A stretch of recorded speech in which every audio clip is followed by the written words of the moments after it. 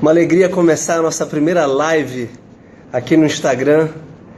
Obrigado pelo interesse, obrigado pela participação. Vamos nos esforçar para nos adaptar a esse formato, a essa plataforma. Acenem aí, falem, comecem a pergunta. O tema decidido para a nossa live, pela enquete que a gente fez aqui no Instagram mesmo, é a vida intelectual e a virtude da ordem.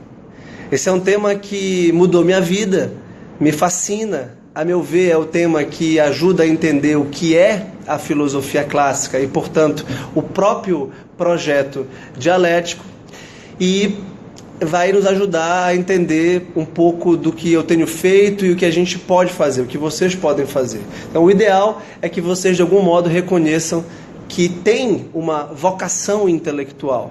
Então, essa é uma descoberta. É uma descoberta de que a nossa capacidade intelectual não serve apenas para uma função econômica ou uma função política ou uma função social profissionalizante.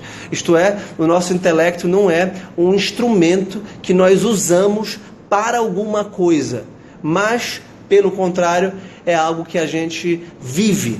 Então, a ideia de vida intelectual é fascinante porque ela transforma interiormente o nosso ser, transforma interiormente o nosso modo de pensar, o nosso modo de agir, e tudo ganha uma nova forma, um novo colorido.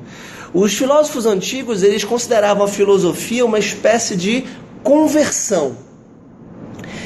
Eu peço, o pessoal está entrando aí, sejam bem-vindos, peço que façam perguntas, que comecemos a conversa. Não vai ser uma aula, mas vai ser um bate-papo também, mas aqui tem uma linha de argumentação e uma linha de reflexão. Então, muitas pessoas, olha, o Gabriel dizendo que eu sou o único intelectual do Pará que fala a veracidade dos fatos, muito obrigado. Olha, dizendo que há mais de um ano conheceu o meu canal e mudou a vida, tanto no campo pessoal quanto intelectual. É exatamente isso, pessoal. O intelectual está comprometido com a realidade e está comprometido em compartilhar essa experiência que ele tem de contemplação, de percepção, de intelecção do mundo com as pessoas ao seu redor. Então, perguntando se a filosofia é para todos. Olha, ela pode ser para todos. O fato é que nem todo mundo tem vocação intelectual. A vocação intelectual é uma vocação específica. Não é uma vocação, eu diria, fácil. Então, a vida intelectual é muito exigente. E por ser muito exigente, ela demanda uma organização. Ela demanda uma ordenação. Então, a virtude da ordem, que foi um tema muito questionado, muito pedido na enquete, eu vou articular com a vida intelectual. De fato, tanto a questão da vida intelectual quanto da virtude da ordem, eu já tratei nos cursos do portal dialético.com.br e muitos estão disponíveis no YouTube, gratuitamente. De graça recebestes, de graça repassa. O Monet está perguntando aqui, aristocrata talvez? Depende do que a gente chama de aristocrata, Monet, porque aristocracia, no sentido próprio do termo, Olha, Beatriz, uma aluna querida da UFPA, tudo bem? Aristocracia é o regime dos melhores. É aqueles que buscam a excelência. A gente costuma confundir o aristocrata com aquele que tem uma riqueza dinástica, aquele que é bem nascido porque é filho do rei, ou porque é filho de um conde ou de um duque. O esporte é uma competição aristocrática que busca os melhores. A universidade é um centro de excelência intelectual, em que nós prestigiamos os mais inteligentes. Isso não é ruim. Não é fechar para os menos inteligentes, mas é fazer com que eles desenvolvam os seus talentos, desenvolvam suas aptidões e se tornem os melhores, subindo em ombros dos gigantes. O Gabriel está perguntando o que é preciso fazer para descobrir a vocação intelectual.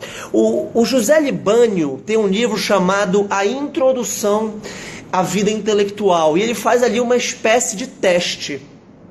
Como é que você sabe se você é um intelectual? Bem, primeiro você tem um gosto muito profundo pela leitura, e pela leitura difícil. Me entendam bem, tem tudo a ver com a aristocracia que a gente estava falando. Não é leitura difícil por um fetiche. Não é para dizer eu leio Dostoiévski, eu leio Tolstói ou Platão. É porque a leitura difícil nos provoca. Para usar aqui um exemplo do Nietzsche, que a verdade é uma mulher que precisa ser cortejada, é como uma mulher muito bonita, muito linda, mas que não se entrega de imediato, que é difícil, que precisa ser cortejada, que precisa ser conquistada. Então o intelectual ele quer conquistar a verdade, porque ele sabe que o mundo não é simples, que a verdade não está no Google e que a verdade não está no Instagram, exceto no canal e no perfil dialético. Mas fora esse e alguns outros, a verdade precisa de leitura, de reflexão, precisa de meditação. Então a vocação intelectual é uma vocação para o pensamento e não necessariamente é a vocação de quem vai para a universidade estudar filosofia, estudar história, estudar literatura.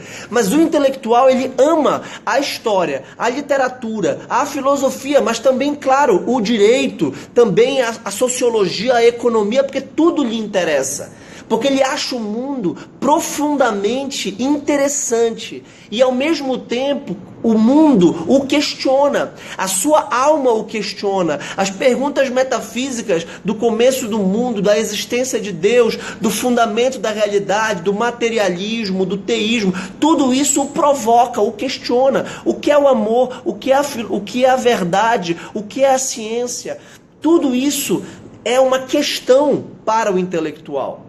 E o intelectual sabe que ele sozinho não consegue dar conta disso. Por isso o intelectual tem, por um lado, uma grande capacidade reflexiva, uma grande capacidade de permanecer questionando as mesmas questões. E ele se sente humilde o suficiente para se colocar à escuta dos grandes mestres do pensamento. Por isso o intelectual... Olha, pergunta aqui do Diogo: a vida intelectual se limita ao campo filosófico ou um engenheiro, um matemático também pode ser considerado intelectual? Bem, a vida intelectual não é uma vida de especialização. A nossa pedagogia atual, pautada na ciência moderna, ela nos torna concentrados e especialistas numa área. E isso é muito bom porque nós nos aprofundamos num campo e nos tornamos autoridade nesse campo. Então, se você está com um problema de direito tributário, eu vi que o professor Calilo Kizan entrou ainda há pouco aí, você vai procurar um especialista no direito tributário. Se você está com dor de ouvido, você vai procurar um especialista no dor de ouvido, aquele que se dedicou por décadas a esse tema. E isso é importante. Agora, o intelectual ele não perde a vista do todo. Tanto quanto o jurista pode ser especializado no direito tributário, não perde a vista de todo o fenômeno jurídico na sua dimensão constitucional, social. Tanto quanto o médico clínico geral de qualidade sabe que tem um problema no ouvido, mas ele o articula com todo o resto. Então, as aptidões, né? Claro que talvez você não seja um Platão, talvez você não seja um Hegel, porque capacidade intelectual, você pode tocar um instrumento, mas não ser um Mozart. Então é claro que há, entre os vocacionados para a inteligência, aqueles com uma capacidade absolutamente extraordinária, aqueles que vão ser exatamente os mestres do pensamento, aqueles que vão construir uma grande obra em qualquer área. Porque essa pergunta, se um engenheiro pode ser intelectual, claro que ele pode ser intelectual. Se ele tiver uma sede interior de buscar aprofundar o conhecimento das coisas e não aceitar aquele nível superficial, aquele nível epidérmico da televisão, das mídias sociais e do jornal. Ele vai querer aprofundar, mas o que é a justiça? Mas o que é o amor? Mas o que é o casamento? Mas o que é a economia, a distribuição de renda? Então o intelectual ele tem questões reais, existenciais. E ao mesmo tempo ele pode se afogar nessas questões. Ele pode ter uma crise existencial. Ele pode ter uma crise moral, uma crise política, uma crise religiosa. Isso é normal. E ele tem que enfrentar essa crise que tem uma consequência política, moral e existencial, mas de modo intelectual. E aí que vem o papel da ordem. Ele precisa ordenar minimamente a sua vida com uma disciplina para dedicar um tempo ao estudo. E a pergunta que foi feita ainda há pouco, não, mas a escola acaba por castrar a vida intelectual. E muitas vezes a universidade acaba também por castrar a vida intelectual, porque nos vicia num método de fazer prova, de ler livro, de fazer resumo, de responder questões e de nos boicotar a nossa criatividade, a nossa inteligência. Então o Pablo, que é um amigão querido, está perguntando aqui, aqueles que possuem maior facilidade no aprendizado pela via auditiva, há alguma chance da vida intelectual ou via de regra ela se faz pela leitura? Essa é uma excelente pergunta, Pablo. Eu há 10 anos escuto, quase todo dia, cursos online da The Great Courses, que é uma companhia, a maior companhia americana de cursos online. Então eu estou muito acostumado a ouvir todos os dias aulas de história, filosofia, literatura, arquitetura, arte no áudio. E eu absorvo. O fato é que a leitura propicia um momento de silêncio. O intelectual ele precisa de silêncio, porque o silêncio respeita o ritmo do pensamento. Quando ninguém está questionando, ninguém está falando, ninguém está induzindo o meu pensamento, ninguém está bombardeando imagens como num filme, eu posso respirar e oxigenar as minhas ideias. Eu posso ler um verso do Eliot e parar. E com isso, a leitura se torna o pensamento que é o diálogo silencioso da alma consigo mesmo. Você pode ler um verso, uma palavra, e isso vale para oração. Isso vale para meditação religiosa, que é o ápice da vida intelectual. Essa tradição de vida intelectual, no contexto da filosofia clássica e da tradição cristã, é muito ligado à vida contemplativa. A vida que, em última instância, é contemplar o fundamento da realidade, que é o próprio Deus. Olha só, a gente pode falar de 2 grandes filósofos nos quais nós temos que nos inspirar. E os 2 eram religiosos. Primeiro, Sócrates. Segundo, Santo Agostinho. Como é que Sócrates descobre a vocação intelectual? Seria mais fácil. The Great Courses. Gabriel, The Great Courses é o nome do site. É um site com cursos online de todas as disciplinas.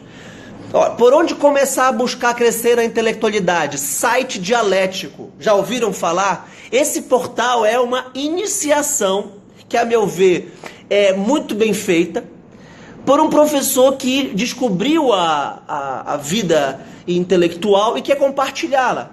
E ali tem história, literatura, filosofia, um pouco de direito, sempre com essa dimensão existencial.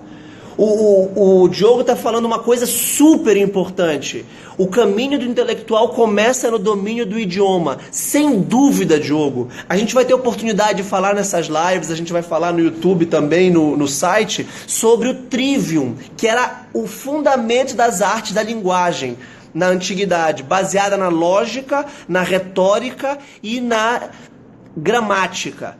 O intelectual ele tem que aprender a pensar.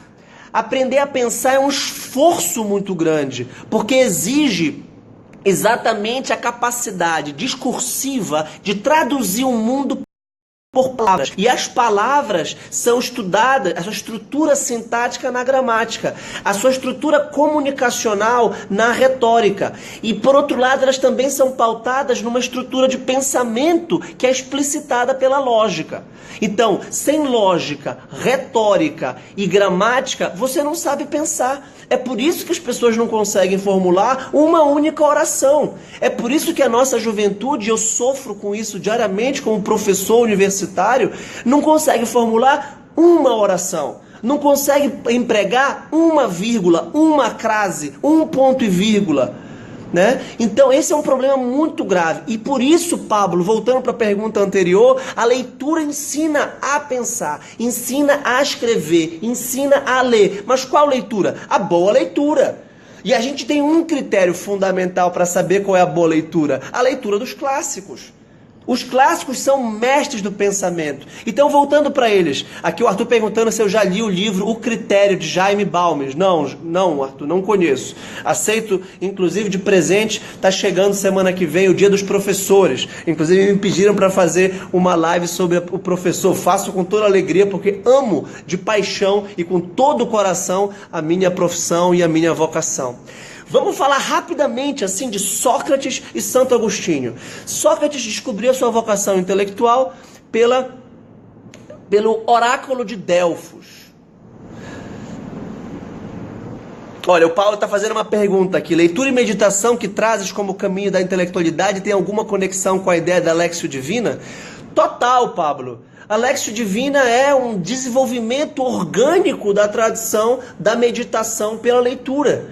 Claro, a Léxio Divina é um tesouro da igreja e que ensina a gente a mastigar, a meditar um texto, a digerir um texto, a deixar o texto falar e responder ao texto. Nos coloca num contato dialógico com o texto.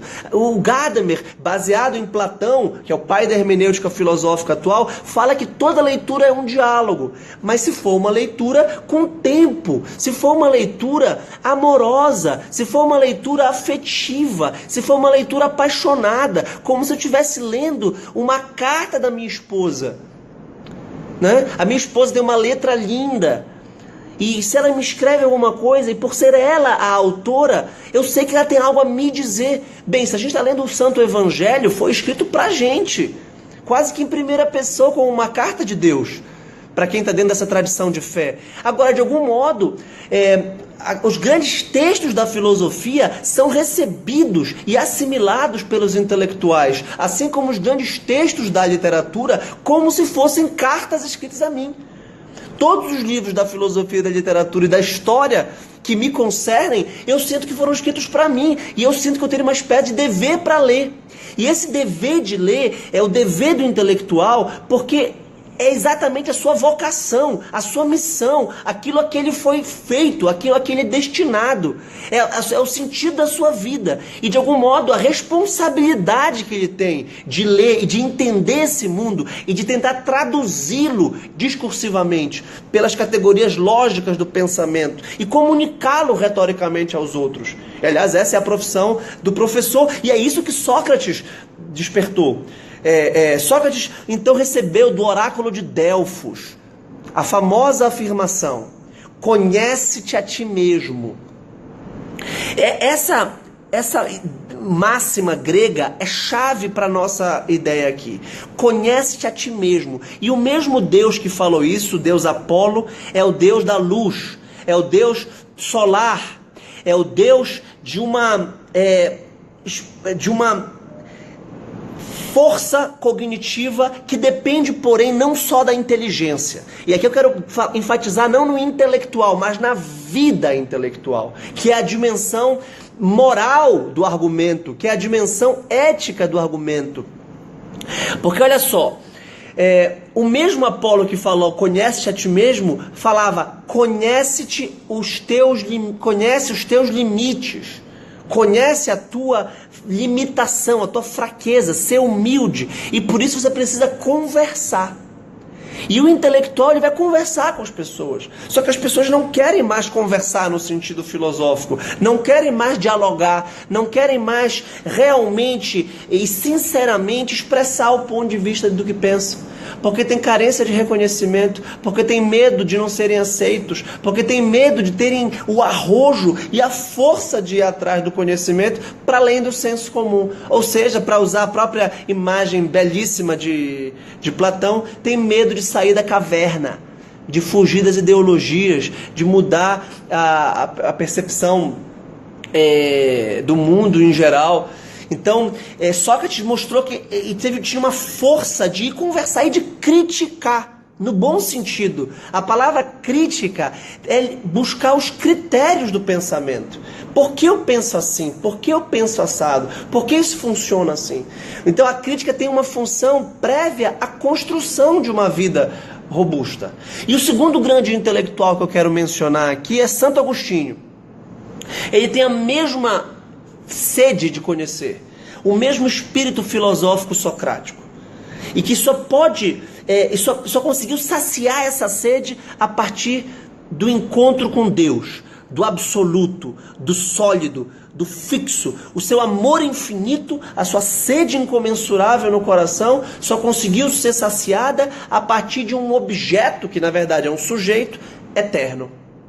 Nada do mundo o saciava. E quando ele encontrou o sol, por assim dizer, todo o resto se iluminou. E como diz Chesterton, o sol é o único ponto misterioso, mas que torna todo o resto claro. Eu não posso conhecer o sol perfeitamente porque não tem um segundo sol o iluminando. E se eu olhar fixamente para o sol, eu sou enceguecido, eu sou privado da visão. Então, a virtude da ordem é fundamental para o intelectual, porque ele precisa de uma mínima disciplina de vida. Ele precisa de paciência, ele precisa de constância, ele precisa de solidão, ele precisa de um tempo mínimo para alimentar a sua vida intelectual. Tanto quanto a pessoa de fé precisa de um tempo mínimo para alimentar a sua vida espiritual.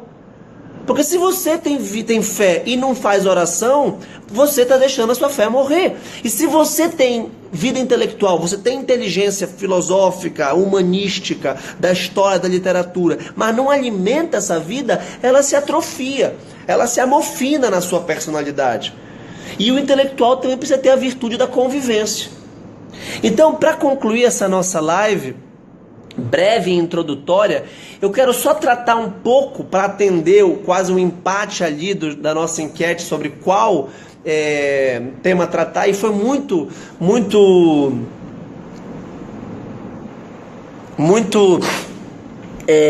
pedida também a virtude da ordem. O que a gente precisa ordenar? Ordenar é priorizar. Ordenar é saber o que é o mais importante. Para isso a gente precisa ter um eixo. A gente precisa ter um centro, um núcleo fundamental da nossa existência. A gente precisa encontrar o coração do nosso corpo. Bem, no corpo a gente sabe que é o coração, o órgão fundamental, assim como o cérebro, o pulmão. A gente sabe os órgãos, porque isso é palpável. A questão boa tarde, História Plena. Feliz de te ver aqui, amigo. Qual é o nosso centro? E esse livro, pequeno livro, bem, tudo que eu estou falando, em geral, é baseado no clássico livro A Vida Intelectual do Sertilange. Eu acho que muitos já o conhecem, é um livro, a minha edição é da Realizações, tem também uma edição agora recente da Quirion, que está lançando uma coleção extraordinária nessa linha de vida intelectual, de educação clássica. Mas o segundo livro que eu quero me referir é o livro do Francisco Almeida, chamado A Virtude da Ordem, da editora Quadrante. A Quadrante tem muitos desses livros pequenos que são verdadeiras pérolas. O que a gente precisa ordenar na nossa vida? E o Francisco Almeida propõe a imagem da mão. Nós temos 5 pontos fundamentais para coordenar, para articular na nossa existência. No centro, o dedo mais alto, é a nossa existência religiosa, é o nosso contato com o próprio Deus. A nossa virtude da piedade, que são os atos ou os exercícios que nós fazemos para servir a Deus, para glorificar a Deus, para estar com Deus, para organizar nosso amor a Deus. Então a gente precisa de tempo para isso, e a gente precisa dedicar tempo para isso. Em segundo lugar, e seria o dedo anelar por causa aqui da aliança, a nossa família. A gente precisa de virtudes específicas de convivência doméstica, de amor familiar. No meu caso, com a minha esposa, com as minhas filhas, com a minha mãe, com o meu pai, principalmente com aqueles que moram na minha casa. Então eu tenho que dedicar tempo para eles. Então eu todos os dias tomo café e janto com eles, exceto as terças-feiras, que são dias em que eu dou aula no dialético. Então, fora isso, o café da manhã e o jantar são sagrados. E aí, por que eu não almoço? E aí vem o terceiro ponto. Eu tenho um trabalho. Eu tenho que organizar o meu dia, a minha semana, o meu mês, o meu ano com os meus compromissos profissionais e laborais. Que, aliás, é um meio de realizar a minha ação. No meu caso, intelectual, porque eu sou professor e pesquisador acadêmico. Ora, só professores podem ser intelectuais? Só pesquisadores podem ser intelectuais? Não, claro que não. Quaisquer outros profissionais podem ser intelectuais se tiverem a virtude da ordem capaz de inserir no seu cotidiano, de inserir no seu dia um tempo para reflexão, para leitura e crescerem nessa dimensão. Bem, o dedão, aqui o quinto dedo, então, religião, família, trabalho, né? O dedo anelado do trabalho. O dedão seria o símbolo da nossa virtude social, da nossa convivência com amigos, também com familiares mais distantes, compromissos de aniversário, festas, confraternizações. Nós temos uma vida social e ela tem que ser valorizada. A gente não pode ser associal, antissocial. O intelectual se realiza em comunidade, inclusive nos seus grupos intelectuais. Eu fico feliz porque começam a surgir alguns grupos no Brasil de alunos do dialético, que se reúnem para debater os textos do dialético, que se reúnem para debater as aulas do dialético. Isso é ótimo, mas isso tem que ser organizado, não dá para ser qualquer dia, qualquer horário. Tá? E por fim, o dedinho seria o descanso, ligado também ao esporte e ao lazer, que são atividades fundamentais para a nossa vida. Ora, a atividade intelectual vai estar muitas vezes inserida nas atividades de descanso e lazer da maioria das pessoas cuja profissão não é intelectual. A vida intelectual, então, vai estar inserida de algum modo na sua vida social, nos seus amigos, para lerem livros, para trocar ideias, na sua vida religiosa, porque a vida religiosa pode ser intrinsecamente intelectual, reflexiva, meditativa, e na sua virtude, na sua vida de descanso e lazer. Ou seja, aproveitar os fins de semana, aproveitar amanhã cedo, aproveitar o fim do dia, aproveitar os momentos ociosos, não perder tempo. A virtude da ordem exige, sobretudo, que nós não percamos tempo.